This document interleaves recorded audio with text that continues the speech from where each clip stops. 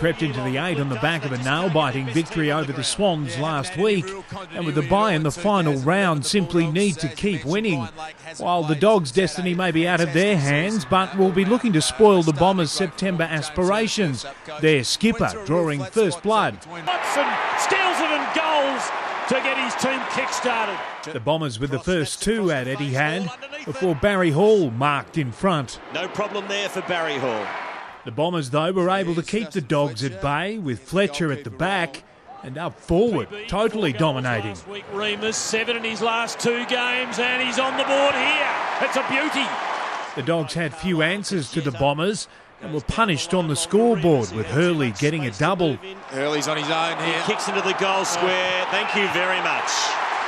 Ryder delivering a 33-point quarter-time lead. Now he's kicked a goal, the Bombers' 7th. Barry would put an end to the Bombers' run early in the second. Hall with a subtle nudge out, and he kicks the goal.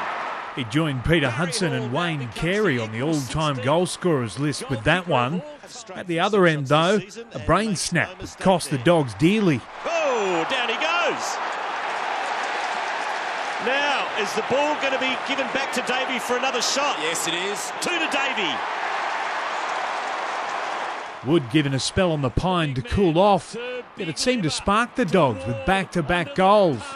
To Howard, he is a left footer. That is a rapier-like kick. It was a more spirited Dogs outfit in the second term, keeping pace with the Bombers. Superb kick. But just as the Dogs crept closer, Essendon exploded away with 4 straight. Crammery, another Essendon goal. There was little the Dogs could do to keep pace with the Bombers. So after the siren, for the Bombers' 7th goal of the quarter. 8 goals the difference at the main break, and moments later it was out to 9. Hill improves the angle, kick toward goal and nails it. But Dalhouse had something special for the Dogs. Dalhouse from the impossible angle. Oh!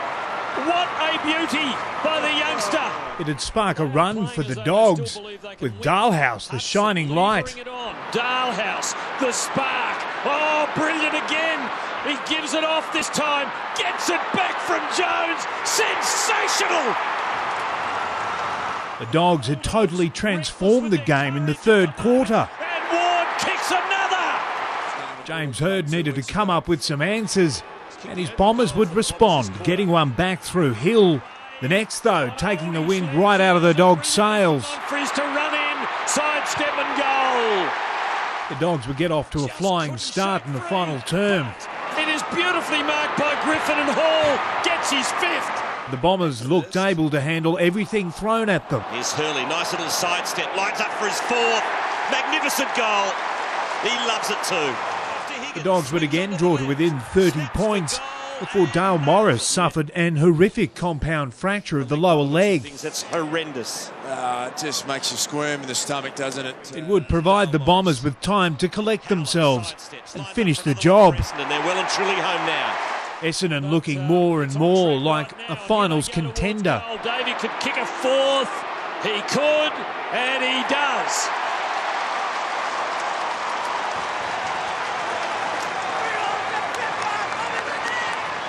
One wonders what these two were talking about, comparing bucket lists perhaps. Barry would have to scrap playing finals footy in his retirement year off his list. 49 points the difference in the end, the Bombers claiming the Whitten Cup and maintaining their spot in the 8. David Murdoch, Big Pond Sport.